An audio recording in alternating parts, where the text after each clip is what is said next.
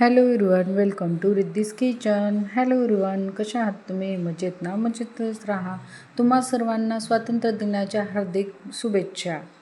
चला तर मग आज आपण चटपटीत असं स्नॅक्स बनवणार आहोत, ते पण एकदम झटकीपट. चला तर मग आजची रेसिपी कशी आहे ती आपण बघूया.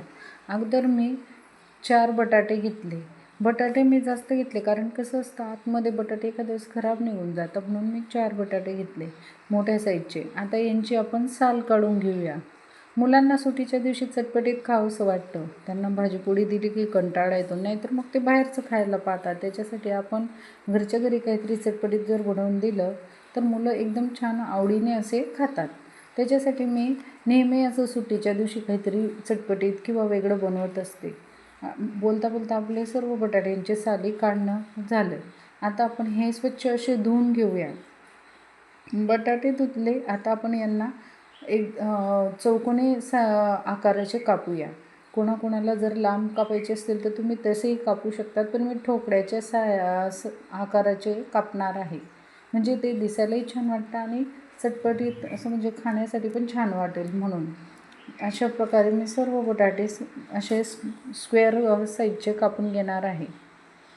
आता तुम्हाला जर लांब साईजचे किंवा कुठलाही ज्याला जशी साईज पटली तो तसं कट करू शकतो. आणि बटाटे जास्त बारीक नाही करायचे, आपल्याला पातळ नाही करायचे, थोडे जाड घ्यायचे आहे, म्हणजे क्यूबच्या याच्यानुसार आपल्याला दिसायला पाहिजे. आता एका कढईमध्ये मी पाणी घेतलं आणि हे बघा अशा प्रकारे मी सर्व बटाटे कापून घेतले. आता त्या पाण्यात आपण थोडंसं मीठ घालूया आणि 5 मिनटंच आपल्याला बटाटे हे उकळून घ्यायचे आहे. म्हणजे आपल्याला बटाटे शिजवायचे नाही, फक्त 5 मिनटं हे उकळून घ्यायचे आहे. फुल गॅसवर आपण हे 5 मिनटं असे उकळून घेणार आहोत. बटाटे स्वच्छ धुवून घ्यायचे, म्हणजे त्यातलं जे स्टार्च असतं ते पण निघून जातं आणि एकदम छान असे हे बटाटे तयार होतात. आता 5 मिनटं झालेले आहे. आपण हे बटाटे काढून घेऊया पाण्यातून. सर्व पाण्यातून काढून घेऊया. ही रेसिपी इतकी झटकीपट होते की आपण केव्हाही मुलांना भूक लागली किंवा त्यांना असं वाटतं की आपण आता काहीतरी आज मम्मी मला चटपटीत बनवून दे, तेव्हा आपण घरच्या साहित्यांमध्येच आपण हे बनवून त्यांना खाऊ घालू शकतो. अशी ही रेसिपी आहे. हे बघा, आता सर्व बटाटे आपण पाण्यातून काढून घेतले आणि त्याला आता आपण मसाले कोटेड करणार आहोत. हे बटाटे आपण शिजवले नाही, फक्त 5 मिनटं उकळून घेतले पाण्यात, त्याचा कच्चापणा निघण्यासाठी. आता याच्यात आपण 4 चमचे कॉर्नफ्लोअर घेऊ. मी थोडं जास्त घेतलं होतं वाटीत, म्हणून मी थोडं बाजूला काढून घेतलं.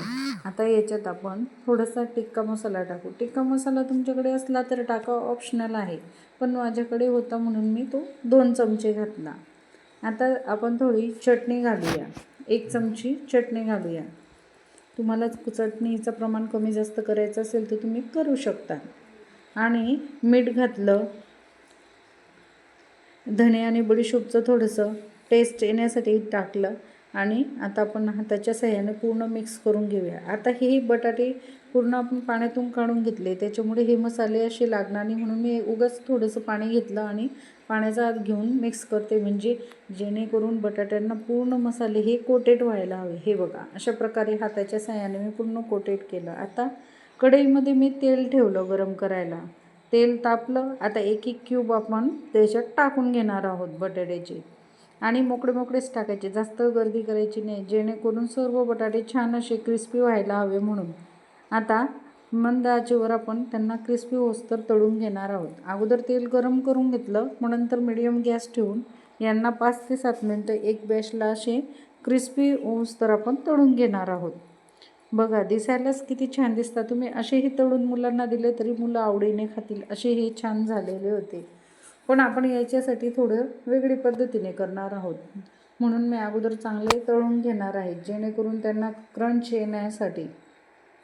हे बघा, अशा पद्धतीने छान असे बटाटे आपले तळून झालेले आहेत आणि क्रंची पण झालेले आहेत. आता आपण यांना एका डिशमध्ये हे काढून घेणार आहोत. तसेच पुढची ही बॅच आपण तळून घेणार आहोत. पुढची पण आपण बॅच तसेच मोकळे मोकळे करून तळून घेणार आहोत. बटाट्याची साईज थोडी मोठी ठेवायची, म्हणजे दिसायलाही छान वाटतं आणि तळायलाही एकदम सोपे जातात. आपण बारीक बारीक केले तर ते दिसणारही नाही आणि असे जर आपण स्क्वेअर साईज नाही किंवा असे आयताकार कापले तर ते आपल्याला दिसतील. आता आपण प्युरी करून घेऊ. त्याच्यासाठी मी 2 चमचे कॉर्नफ्लोअर घेतले, त्याच्यानंतर रेड चिली सॉस टाकला, स्पायसी टोमॅटो सॉस टाकला आणि एक सोया सॉस 1 चम्मच टाकलं आणि आपण हे पूर्ण मिक्स करून थोडंसं पाणी घालून अजून मिक्स करणार आहे. 2 चमचे पाणी घातलं आणि अजून मिक्स केलं.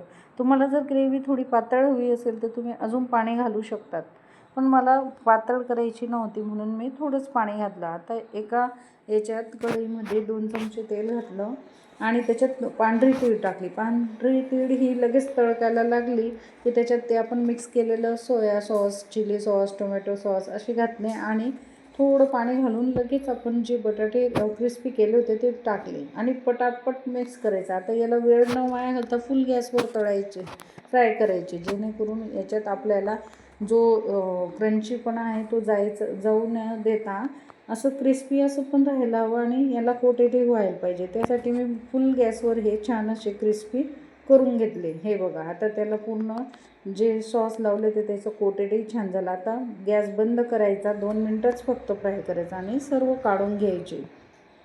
अशा पद्धतीने आपण चटपटीत असे चिली सॉस वगैरे टाकून चटपटीत असे आपण पोटॅटोज केले आणि एकदम झटकीपट रेसिपी आहे. तुम्हा सर्वांना आजची रेसिपी कशी वाटली? रेसिपी आवडल्यास चॅनलला लाईक करा, सबस्क्राईब करा आणि शेअर करा आणि अशाच नवनवीन रेसिपी पाहण्यासाठी रिद्धीज किचनला सबस्क्राईब करा. आणि एक लाईक तुमचं माझ्यासाठी खूप महत्त्वाचं आहे. लाईकही करत जा. धन्यवाद. या सर्वांनी चटपटीत असे स्नॅक्स खायला. झटकीपट होणारी रेसिपी आहे. तुम्हालाही आवडली तर तुम्हीही बनवून पहा. धन्यवाद.